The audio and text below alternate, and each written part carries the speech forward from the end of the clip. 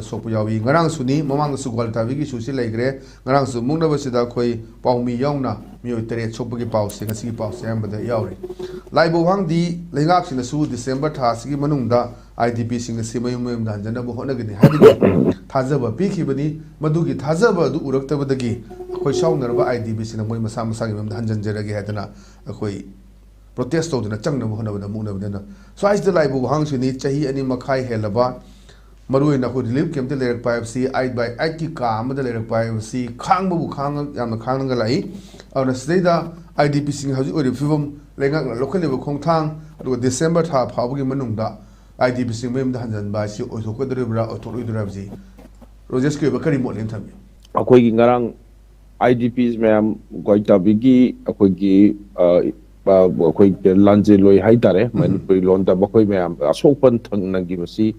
ahan bada yamna strongest term da condemn tawi haiba wafam duma ai tamja kamjage aduga yamna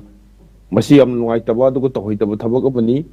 haiba gi maramdi gasagi mokhoi gi bai gi yumda chacharge yumda hanjarge sangai festival tawramina normal labani na aikoi hanjage haiba da masi hanbiya roi na haiba se masi ki lunggi oiba magi wan thok tuni aikoi na naina ningai oirise haiba di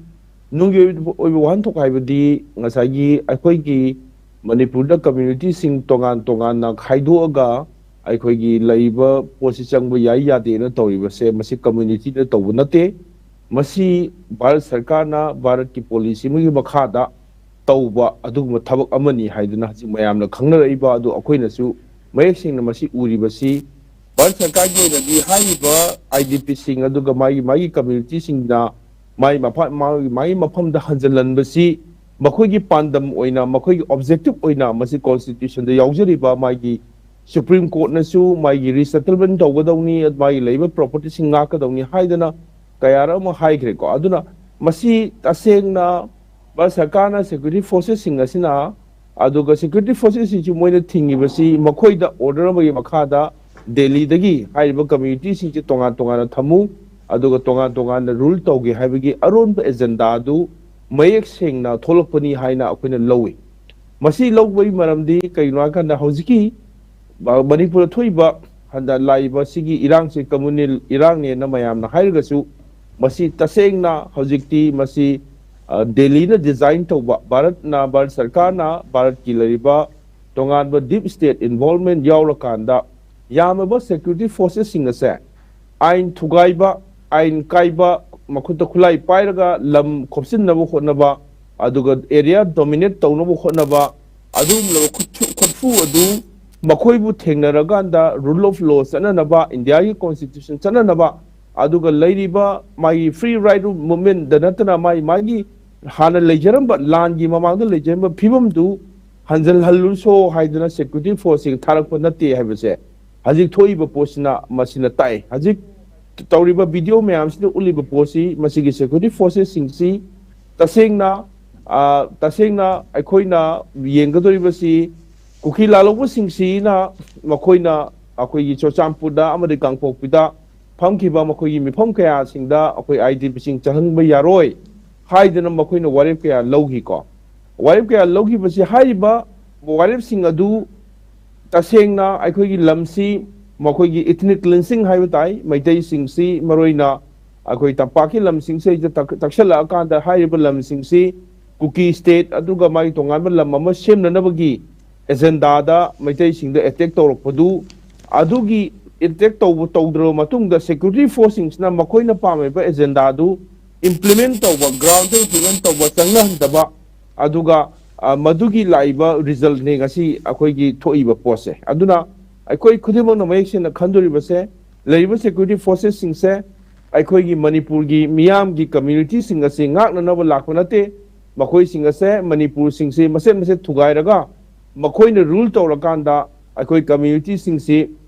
changi changda nabui damakta yamlaba force singse sizinaba oiba asigi mamai wo nungge wan thokto aikoi Manipur miyam na aikoi khudimang na masi yamna gyan taminaba machangi aduga akoi mayam da so hairi duni asum yam laba force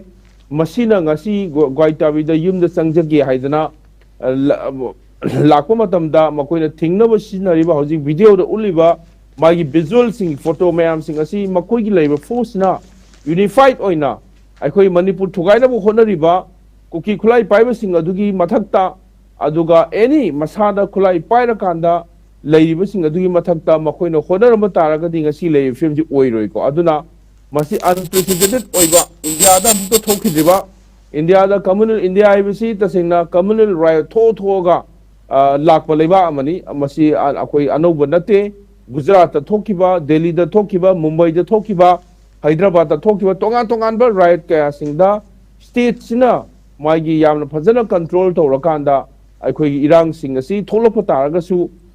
tongan ba organization sing aduga tongan ba right wing group organization sing na magi tongan ba magi agenda da akoi gi laiba community sing muslim sing mathakta attack tawba minority sing mathakta attack tawba yauraga su aikoi leibu states na india ibc kaiba yaroi constitution ngakadawni constitution ki provision da aikoi gi leiba multicultural society culture religion khudimak se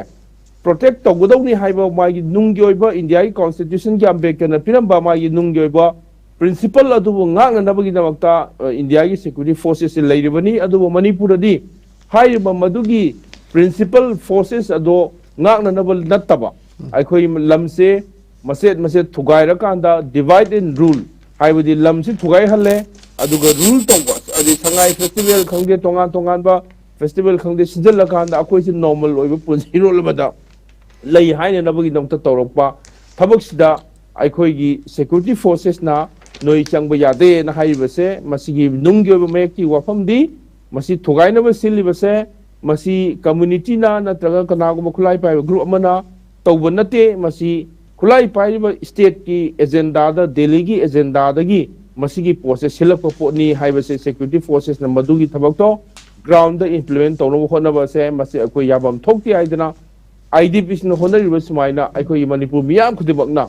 akoi gi community khudibak na aduga maroina affected oiraba maitai gi community khudibak na honabam thoi akoi isa gi masigi yumda handriba wa akoi lansi loide haibase aikoi khudibak na masigi thamoida wakhalda policyda masi leibam thoi haibasi akoina thamjabago loinana aikoi idp sing khatada masi akoi inthokpa yade masi akoi khudibak ki daitani aduga manipur bu kallibani haibasi wakhalon sima akoi leiminaba amasu changi aduga loina marengi miyamda bharat ki sarkar na delhi na aduga mai deep state sisinnarakanda manipur se tongan na community thugaina ba sinbani masi community singi oiba pot nate masi bharat sarkar gi oiba design amani haibase malem gi miyam de khangdri india gi miyam su khangdri maramdi makoina khanbada masi community ani gi khanabani kuki ga maitai gi khanabani haidra adum loibase masi nate masi tasengna divide and rule gi extreme form of implementation ni haibado malem gi miyam da bharat gi miyam da akoi khangan ba matam oi haibasi masigi wafam sima ai thamjage okay